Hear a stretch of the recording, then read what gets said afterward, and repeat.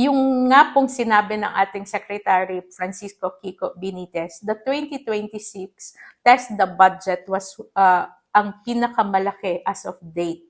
So, dito makikita natin ang suporta ng ating Pangulo, President Ferdinand Marcos Jr.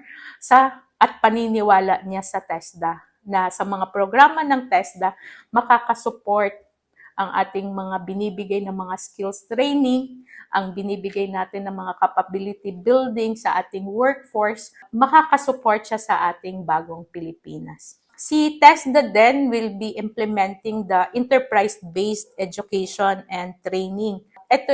This is a law, the EBET law, which was passed in 2024. So under this law, we are focusing naman ngayon on the industry. So si TESDA makikipart-partner sa ating mga industry. It will be the industry that will identify yung mga skills na kailangan nila and nakaagapay si TESDA to support.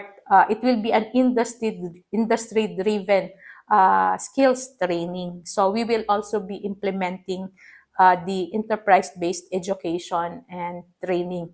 All in all, magkakaiba yung pangalan ng ating mga programa, but this is all in support to a better Filipino workforce.